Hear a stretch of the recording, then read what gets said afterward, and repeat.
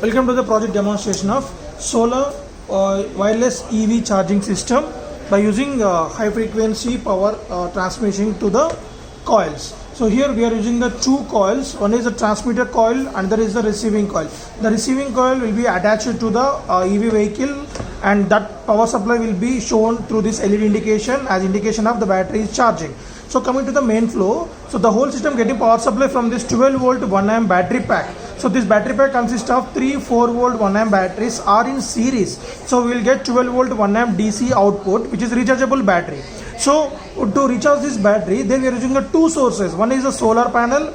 So directly from this PV array plates, we are going to input providing the input to this charging circuit to the battery.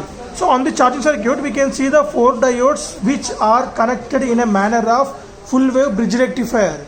So here generally the full wave bridge rectifier means it will convert the AC to pulsating DC. But when we are providing DC power supply, then what is the need of full wave bridge rectifier?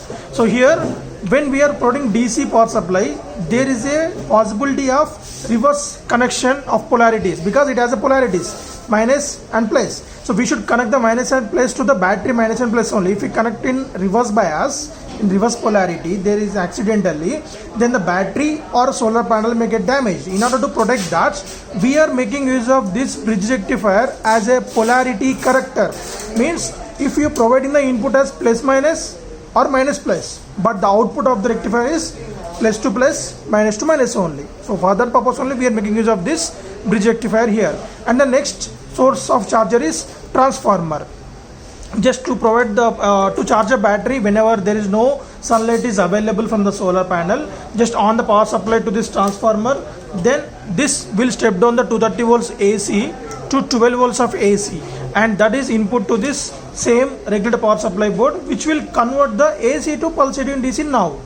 And that pulsating DC will get the smooth DC after this capacitor, and that is the charging voltage to the battery. So once the battery fully charged, then only you can utilize that for demonstration of this project. So before demonstration, keep the battery under full charge, and this is the main on off switch to on of this transmitter module section. So either the charging time is either from the solar panel or a transformer. So it will take 6 hours minimum for full charge, 8 hours maximum. So if it is fully charged before that also, no need to worry, these diodes will block the current flow from the charger to the battery to protect that from overcharging. So keep the battery full charge 6 hours minimum, and then after this is a main on off switch to on that. So when we on this, let us see that. So above is the off and below is the on. So when we on the power supply, coming to the operation, these two ICs will generate the 150 kilohertz of frequency of 12 volts. Means here the process is like DC to AC will be converted initially, and the AC will be received by this receiving coil, and again that will be converted into the DC after this converter, and that will be given to the LED here.